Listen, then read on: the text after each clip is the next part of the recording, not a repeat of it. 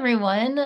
Thank you so much for joining us this morning. And I'm excited to talk to you about how you can increase conversations at home with your children or grandchildren, and talk about the math that is in their life. And we have a few objectives. So the first one is we're going to spend some time exploring what math discourse, math conversation, or what we're going to call math talk is and why it's important.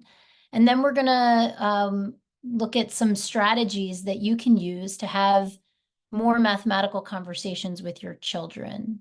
So we're going to start with just thinking about the what and the why of math talk. So if you'll humor me in the chat, imagine, it should say Zoom chat, not poll, but that's okay. Imagine you've just picked up your kid from school and you ask, how was school today?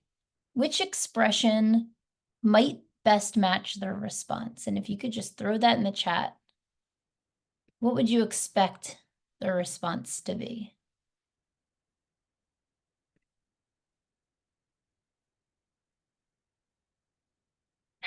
I see a C.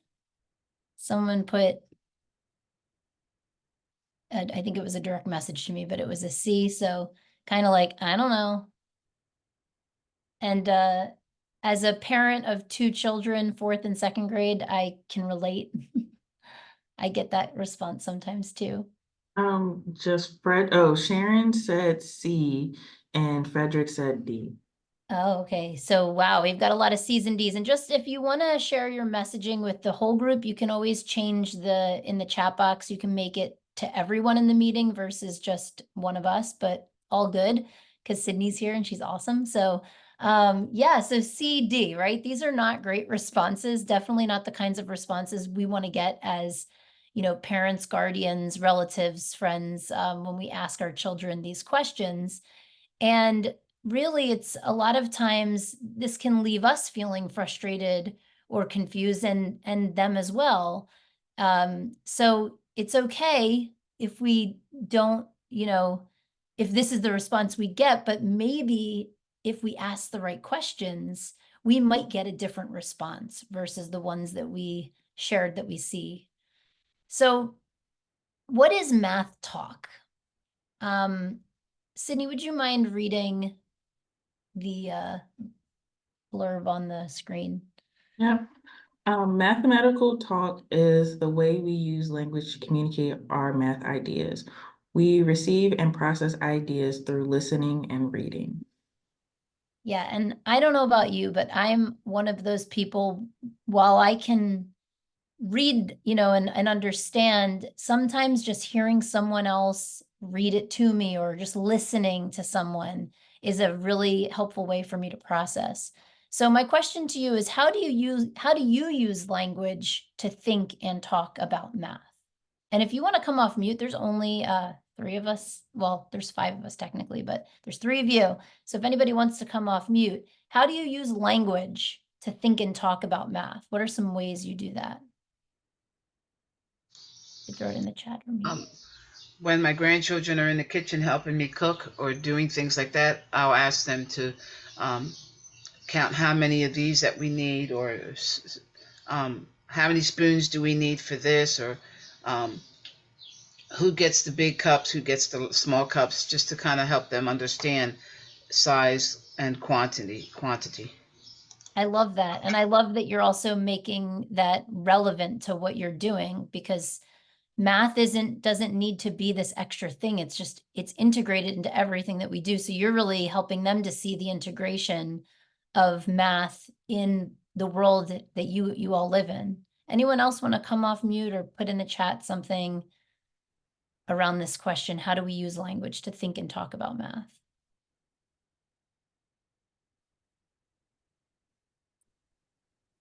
Okay, for when my son has pretzel day, which is usually a Wednesday, he asks for $1 to buy a pretzel. So I'd ask, how many quarters in $1? That's one of the ways that I use math. I love that. I love that. And I love that you're putting it on him Yeah. to tell you rather than you just saying, here's the answer, right? Yeah. Awesome. Thank you for sharing that, Sharon. Yeah, You're so welcome. we think about math, whether we know it or not. And one of the hallmarks of our new math program in the city of Philadelphia is that it's very, very much reliant on students having the ability to have that discourse, to talk about their thinking, to ask each other questions, and to share their ideas around math. So another piece of Math Talk is that we express our ideas through speaking and writing. And so even though we typically think a lot about reading and speaking and writing as literacy skills, they're really critical to math.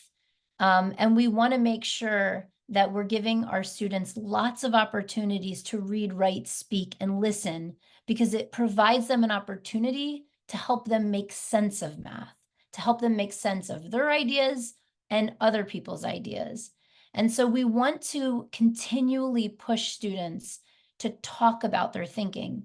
And that's a big reason why we've moved away from just focusing on correct and incorrect answers. So I care far more about how a child was thinking about the math than just did they get the right answer. And sometimes, and we're gonna watch a couple snippets of this, one of my favorite videos about these 5 big ideas on how to get our students thinking about math. But they talk a lot about, even when students have wrong ideas, how can we talk about that in a way that feels safe, so that number one, we can get insight into their thinking, but then also so they can refine their thinking. We think about this almost as like rough draft math, right? Just like we do rough drafts in writing, we should create space to do rough drafts in math. And I got someone in the chat, thank you, Frederick. I asked them to count or calculate the number of ingredients for their favorite snack. I love that. Again, making it relevant. It doesn't have to be a totally extra thing, but there's ways for us to talk to our children about the math that they're learning in school, out of school, in our homes, as we, just kind of go through our daily activities and in life. And the last big important idea about Math Talk is that we learn through representing and conversing. So this includes the way we communicate doesn't always have to be verbal. The way we communicate can be drawing, making a diagram, but also agreeing, disagreeing, and justifying our ideas. And we want to make sure that we're giving our students lots of opportunities to do that. So I'm sharing this with you because what we've learned through research, so I can say to you all, oh yeah, talking about math is really good, right? But the research backs this up. And what we've learned about how the brain deeply learns is that a lot of that deep disciplinary learning is gained through language, through talking about your thinking, through asking questions, through being curious, through noticing, through wondering. So math understanding and language competence develop together. So sometimes, a lot of us say, well, we learned it this way and it was fine. We're all good, right? Maybe we just learned to copy the teacher or to like really quickly regurgitate facts. But what we've learned is that it's not just about having that competence, it's also about being able to understand and to talk about the thinking. And I'll just tell you this, I've been a math educator for more than probably like 16 years at this point. And at one point, I had an opportunity to talk to some mathematicians. I went to this conference and there were actual mathematicians. And they talked about that one of the biggest challenges for them when they entered the actual field of math was not the math itself, but it was about communicating their ideas in math, because they hadn't been given lots of opportunities in school to do that. So again, another reason why it's so critical that we're really engaging our children in that talk. And this comes from the National Council of Teachers of Mathematics. And I think it's just a really powerful quote. Would anybody like to just come off mute and read this quote for us? You've been hearing my voice a lot. Okay, I'll do it for you. Thank you. Students who learn to articulate and justify their own mathematical ideas reason through their own and others' mathematical explanations and provide a rationale for their answers, develop a deep understanding that is critical to their future success in mathematics and related fields. Thank you so much. So being able to articulate and justify and think about other people's ideas has been also, and this is one of many studies at the bottom that this comes from. But what we've found is that this can be an indicator of success, not just in mathematics, but for other related fields. Think about other related fields just for a moment. What are those other related fields? What are you thinking about when you think other related fields to mathematics? And you can throw it in the chat, you come off mute. What are some related fields that we're trying to prepare this next generation of students for? Science and art have a lot to do with mathematics. Absolutely. Science, art, technology. Hospitality industry where you have to deal with a lot of, I don't know, baking and things like that. Well, at least a Absolutely. part of it. Yeah. Think about the rise in artificial intelligence and how prevalent that is going to be. It already is and is going to be in our future. So this is, again, one of the reasons we're pushing this math talk is because we know that it can be a big difference maker for our children. And I see mostly sciences, yeah. So there's 5 major reasons that talk is critical to teaching and learning. I'm going to pause here so you can just look it over.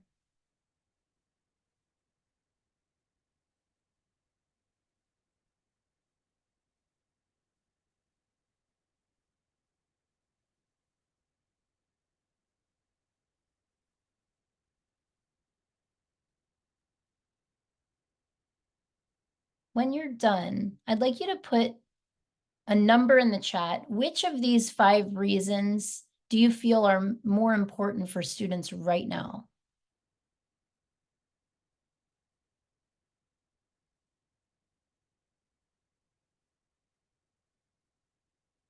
Which reason or reasons are more important for students right now? You can just put a number in the chat.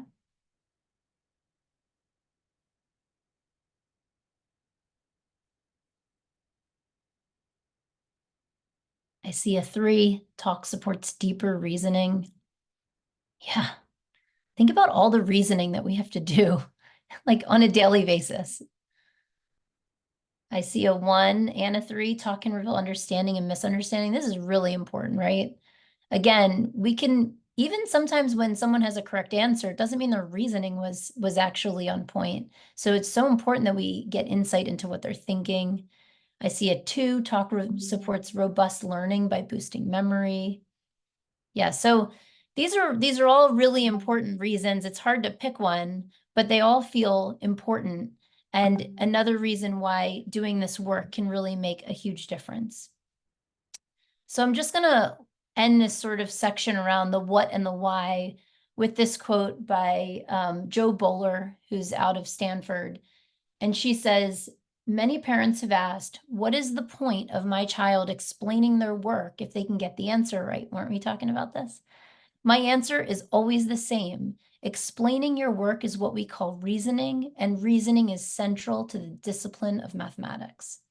So if you have nothing, if you walk away with nothing else but this, we have to ask our kids questions and hear their reasoning about their own ideas. And we need to do that in a way that really creates a safe space for them to share those ideas. So now we're going to segue into how do you do that, right? And that's always the important piece here.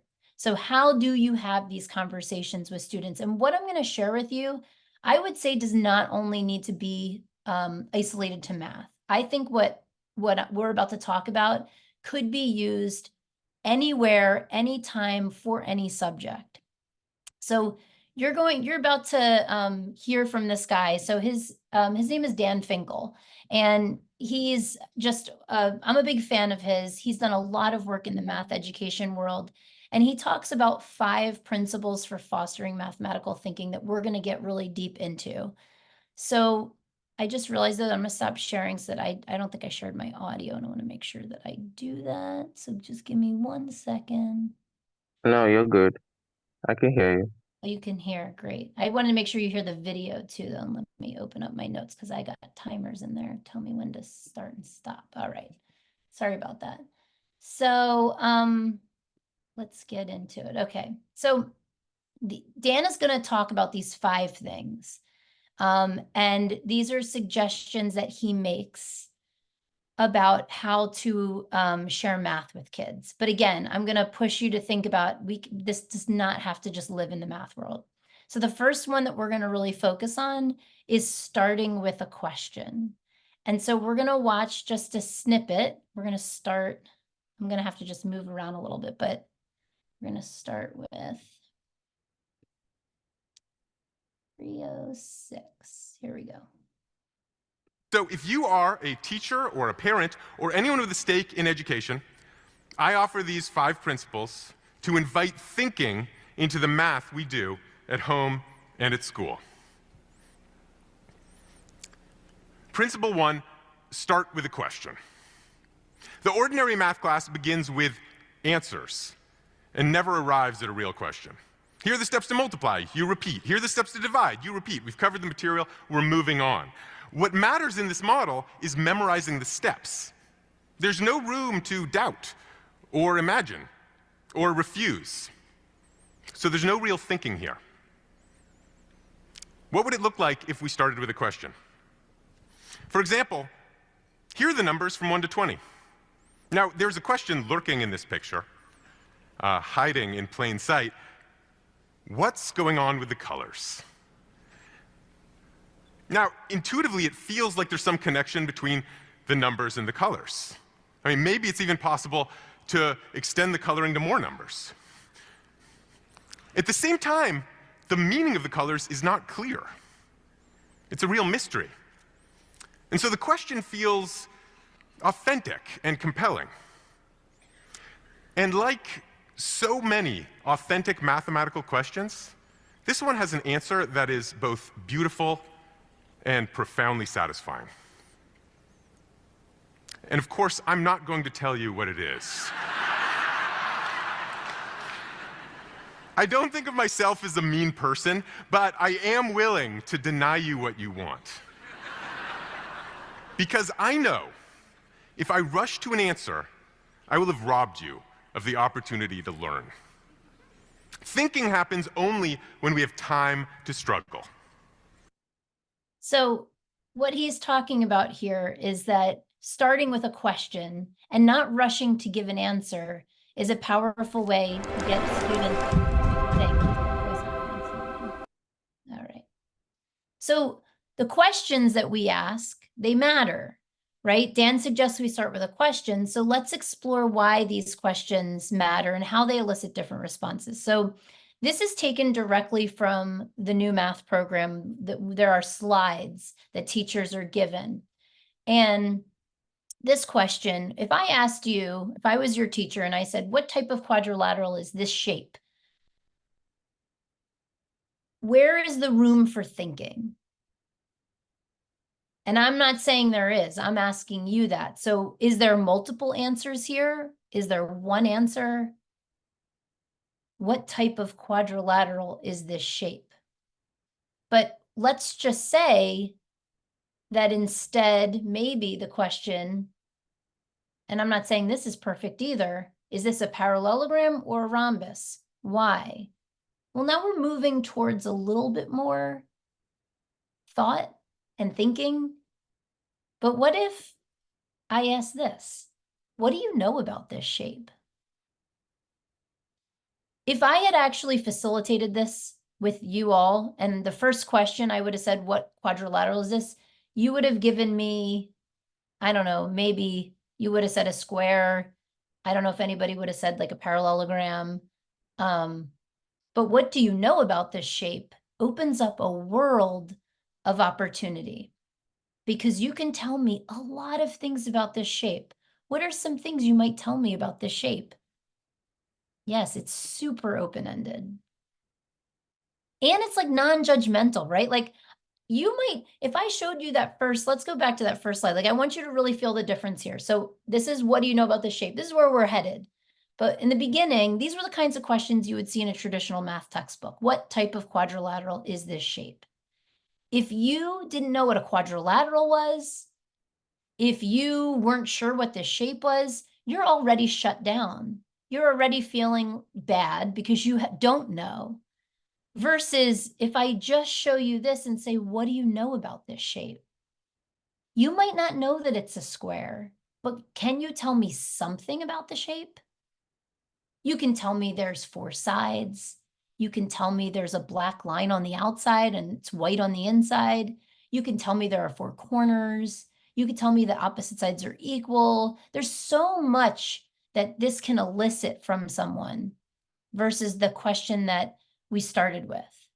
And so really the idea here is that we want to make sure that the questions we ask are open enough that our children can access them.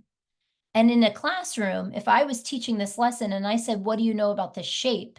Maybe what I want someone to say is that it's a square or that it's a quadrilateral. But even the child who is totally unfamiliar with this shape can say there are 4 black lines. And as a teacher, I'm saying, yes, there are. And I'm honoring that child and I'm making that kid feel like they just contributed something to our space. So it's really, it's powerful in the questions we ask.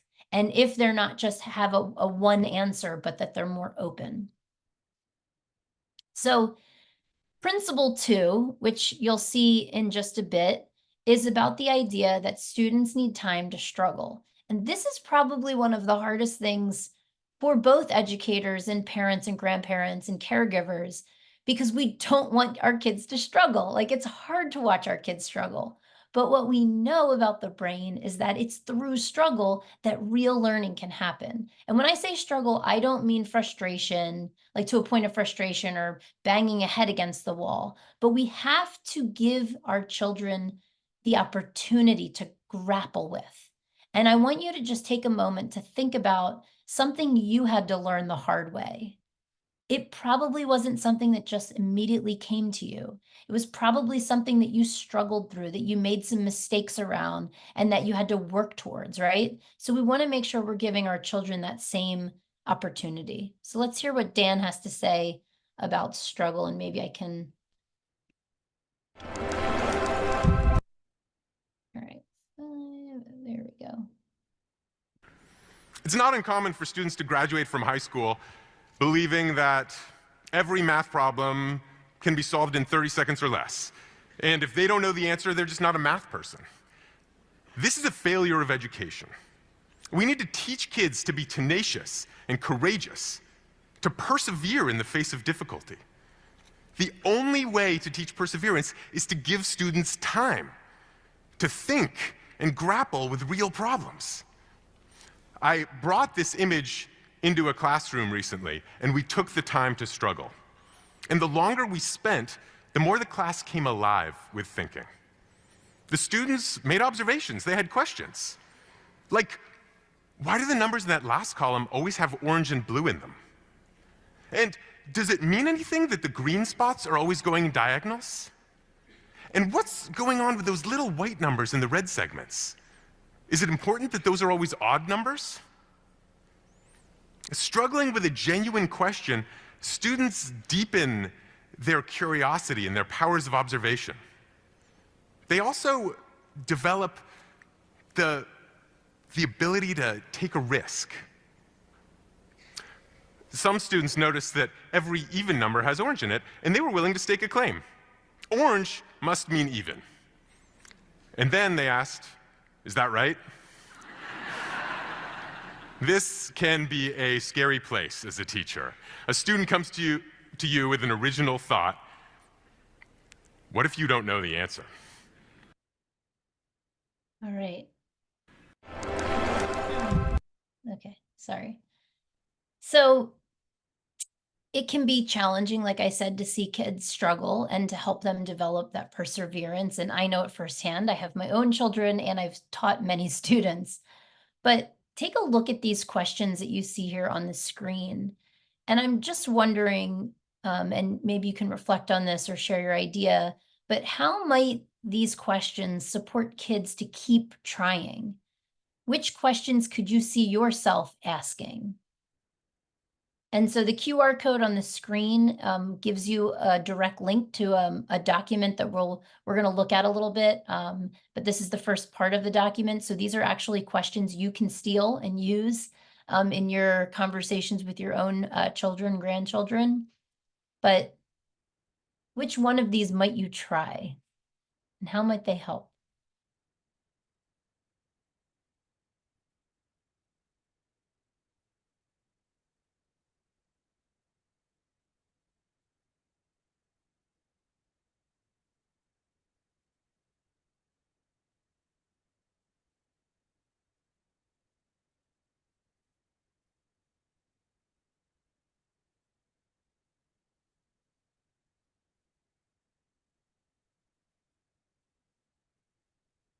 I know these may seem like pretty basic, but sometimes we forget to ask these kinds of questions of our children.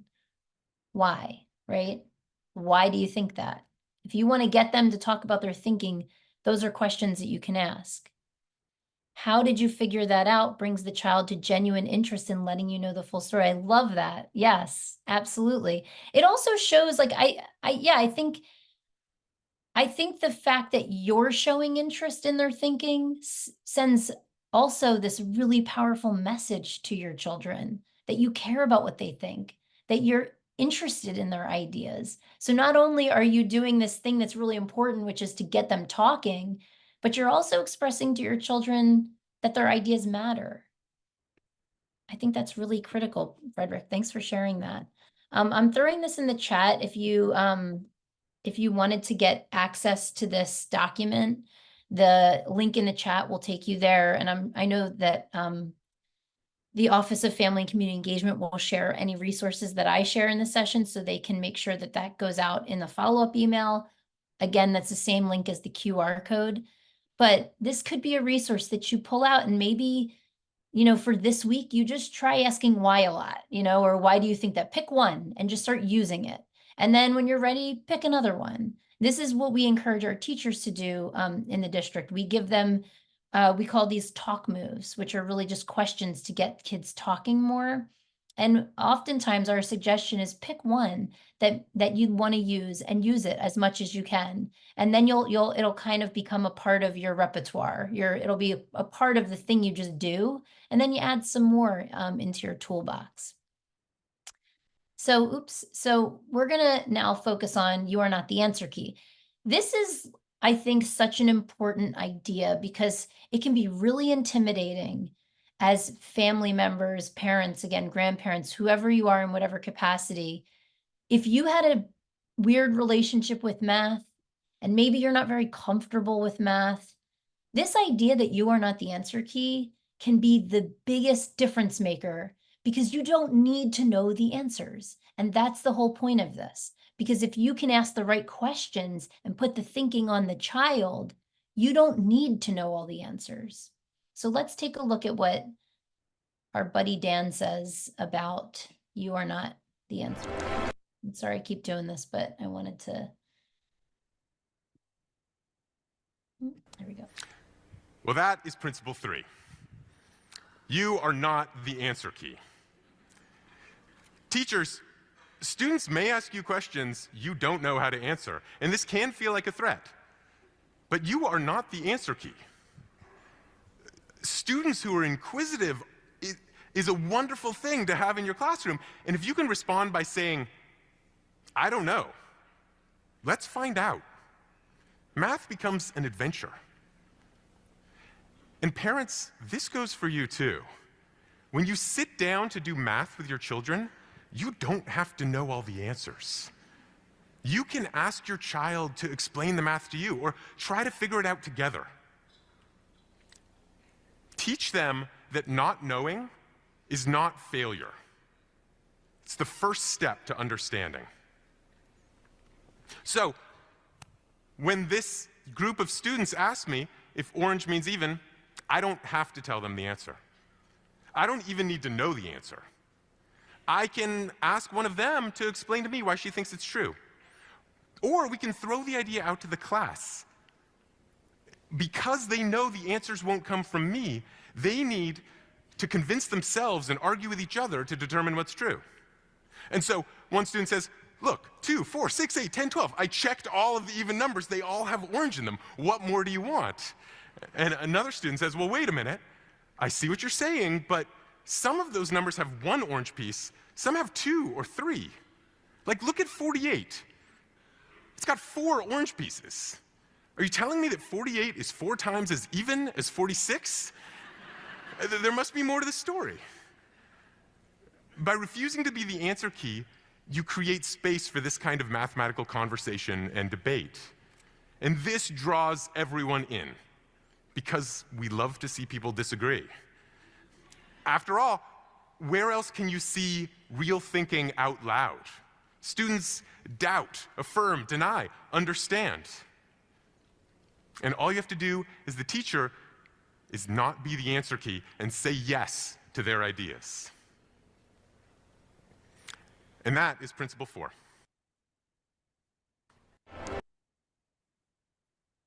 So we will go on to principle number 4, but before we do, here's some more questions. Again, same document that I already shared with you. And when you find yourself in these situations that Dan is discussing, not being the answer key, what are these moves that we can make to get our students, our children, to go deeper without us knowing the answer? So scan these questions and either in the chat or come off mute. What's one question you want to try asking your own child, grandchild, whoever you are supporting outside of school? What is one question you want to do that maybe you haven't or just want to try?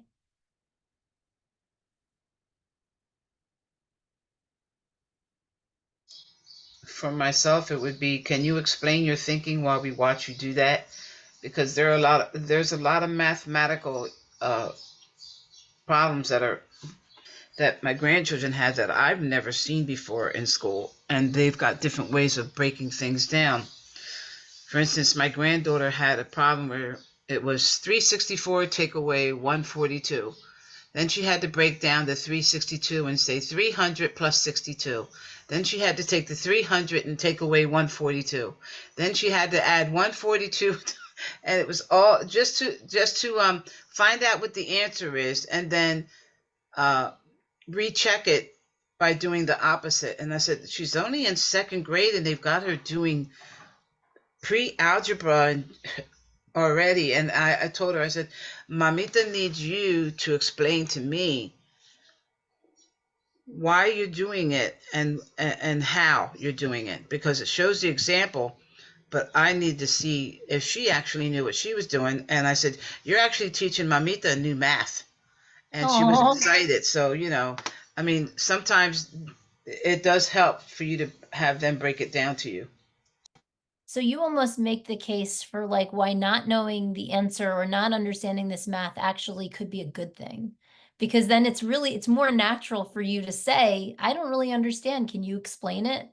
And it's not like even false, like you're not even making that up. And I think that if we think about it that way, if we, instead of feeling that fear and anxiety about it because we don't know it, it's a good thing. It's actually potentially an asset for your kids, because then you put the thinking on them to explain it, and it's kind of a natural thing. I love that.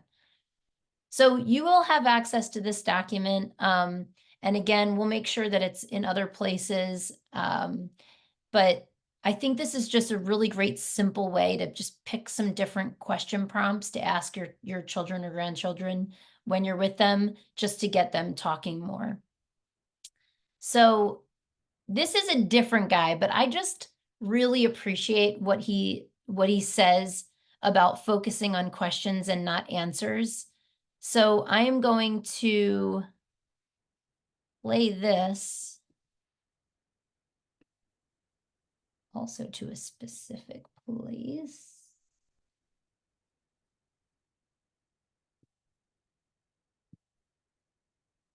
Kids ask questions, lots of questions. And usually I answer them. If we're at the zoo and my daughter asks me what that animal is, I tell her it's a giraffe because there's no way for her to know on her own. But if she asks me a math question, like, what's 5 plus 3? I might not answer her. In fact, I usually have a question of my own. My favorite question is, what do you think? Now, I could answer her question and she'd nod and walk away. But if I ask her what she thinks, now we're having a conversation. Because no matter what she says, I already have a follow-up. If she says, I think the answer is 8, I'll ask her, how do you know? And if she says, I think it's 7, I'll ask her, how do you know? Because this part, when they explain their thinking, is when you really get a chance to look inside your kid's head. Maybe they say, I think it's 8 because I have 5 fingers on this hand, and then it's 6, 7, 8. Or maybe they say, I think it's 8 because I'm 5 right now, and in 3 birthdays, I'll be 8 years old. Whatever they answer, it provides you an opportunity to ask another question, to deepen the conversation and get into new territory. But let's say your daughter thinks the answer is 7. Maybe she says something like, I think it's 7 because you start at 5 and then it's 5, 6, 7. Now, instead of correcting her immediately, maybe you could provide her an opportunity to correct herself. Like you get out some blocks or some quarters or something and say, show me. Let's make a group of 5 and a group of 3 and count them up, see what happens. Now, it doesn't matter what you use, blocks or quarters or jelly beans or whatever. You're not the one who's correcting her mistake. She's using math to correct herself. And that is a lesson that she will use for the rest of her life because it shows her that she can understand math on her own. 5 plus 3 equals 8. And it does, as a parent. So this really, I think what he is saying supports number 4, which is say yes to your students' ideas. And this is really about like, we don't need to jump, like they say the wrong thing. And he gave a really great example. Let's say the kid says 7. Notice that he wasn't like, wrong. No, that's not correct. 5 plus 3 is definitely not 7. He threw it back on her to really think deeper about why it's not 7. And he didn't say, let's explore why it's not 7. He said, all right, let's do something. Let's count some stuff. Let's try to figure this out. And I think saying yes to our students' ideas makes them more willing to take the risks in trying to share their thinking because they're less worried about if they're going to be right or wrong. So let's take a look back at our friend Dan and what he says about saying yes to their ideas. Steps to divide. You repeat. Sorry.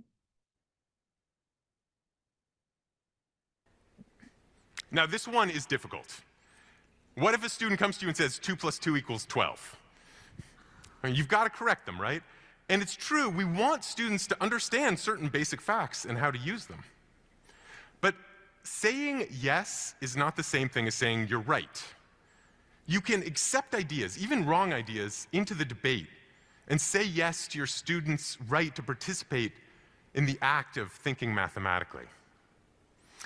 To have your idea dismissed out of hand is disempowering. To have it accepted, studied, and disproven is a mark of respect. It's also far more convincing to be shown you're wrong by your peers than told you're wrong by the teacher. But allow me to take this a step further. How do you actually know that 2 plus 2 doesn't equal 12? What would happen if we said yes to that idea? I don't know. Let's find out. So if 2 plus 2 equaled 12, then 2 plus 1 would be 1 less, so that would be 11. And that would mean that 2 plus 0, which is just 2, would be 10. But if 2 is 10, then 1 would be 9, and 0 would be 8. And I have to admit, this looks bad. It looks like we broke mathematics. But I actually understand why this can't be true now. Just from thinking about it, if we were on a number line, and if I'm at 0, 8 is 8 steps that way, and there's no way I could take 8 steps and wind up back where I started. Unless Well, what if it wasn't a number line? What if it was a number circle? Well, then I could take 8 steps and wind back where I started. 8 would be 0. In fact, all of the infinite numbers on the real line would be stacked up in those 8 spots. And we're in a new world. And we're just playing here, right? But this is how new math gets invented. Mathematicians have actually been studying number circles for a long time. They've got a fancy name and everything, modular arithmetic. And not only does the math work out, it turns out to be ridiculously useful in fields like cryptography and computer science. It's actually no exaggeration to say that your credit card number is safe online because someone was willing to ask, what if it was a number circle instead of a number line? So, yes, we need to teach students that 2 + 2 = 4. But we also need to say yes to their ideas and their questions and model the courage we want them to have. It takes courage to say, what if 2 + 2 = 12, and actually explore the consequences. It takes courage to say, what if the angles in a triangle didn't add up to 180 degrees? Or what if there were a square root of -1? Or what if there were different sizes of infinity? But that courage and those questions led to some of the greatest breakthroughs in history. So I just love the way he talks about this idea of saying yes to your students' ideas. And this is something that we've been really trying to do in classrooms as well. It doesn't mean that we let 2 + 2 = 12 live there, right? That's not going to happen. But it just means that we create space for conversation and for exploration so that kids can come to the right answers through that experiential learning. And so the 5th way to share math, which is probably my personal favorite, is to play. And so I'm going to skip this just for time's sake, but we can share this with you. He basically talks about just playing with your kids, playing card games and dice games. And I think ultimately that's one of the most important things that we can do. And then here are some other suggestions that were found on this woman. She talks about reading math picture books, looking for opportunities to count things. One example, when I walk our dog with my 2 kids, I've asked them, how many steps do you think it'll take to get to the end of the block? They make a guess and then we count. We solve problems together. We use a calendar. There's some math that you can see in a calendar. You can ask, like, how many more days until your birthday? How many more days until we have our big family party? How many days until we go to the Phillies game? Whatever that might look like for you. There's ways to integrate the use of a calendar. Relina, is that how you say your name? You talked about, even talking about measurements in the kitchen and asking your children to participate in, like, how many spoons do we need? How many cups do we need? Talking about measurements can make it really joyful and relevant to the work that you're doing in the home. And then intentionally using directional words for our young children, in front of, behind, next to. These are actually words that are mathematical. They're positionality words. Using those just regularly in your language, and then making observations, like you're outside on a beautiful day like today. There's so much math outside. So if you take a walk, like, how many windows do you think there are in the city block? How many doors do you think? How many steps, right? There's so many opportunities. So the last thing I want to leave you with, and then I'll hopefully give you a little bit of time for questions, is we have a lot of resources. This is just one. So our new math program provides family support materials for you to access so that you can understand. I did tell you don't need to have all the answers, but it is always good to have an idea of what your kids are learning about and maybe what questions and tasks you can work with them on. So I'm just going to quickly open this and show you this family support hub. I'm also going to pop the link in the chat so that you have it. Again, all of this will be shared with you after the session. So now the link is in the chat. So on this Family Support Hub, what you're going to find is you will now have access to every single grade, and you can see it keeps going. This is K through high school. And let's just say you have a first grader. If you click on grade 1, what you're going to have access to is like, here's all the big ideas, what they're going to learn for the year. And then you can look at each unit. So this first unit was when students were adding and subtracting within 10. There's a video, there's family support material, and on this site, there's Spanish translated material. We also have another site that we've shared quite a bit that has all the translations for the 9 major languages in our district. One thing I wanted to call out to you, because we're talking about conversations and questions, is if you click on the family support material, what you'll find towards the end are always questions that may be helpful as they work. And I think these are really great to give you even more questions. They don't need to replace if you wanted to ask, explain to me how you do this while you work.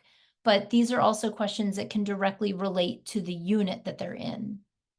So I just wanted to make sure that I share that with you all and that you have access to it, but feel free to explore. And just to sort of wrap us up, Sydney, would you mind reading this quote for us? Yeah, math is a human language, just like English, Spanish, or Chinese, because it allows people to communicate with each other. That's right. Thank you. So if we look at math as more of a language rather than just, correct or incorrect answers, then we really open up a world of conversation for our students. And so I just want to say thank you to you for joining me. I'm going to put my email in the chat in case you want to reach out, you have questions. And I'll stop there to see if anybody has any questions or thoughts before we leave at 11 o'clock.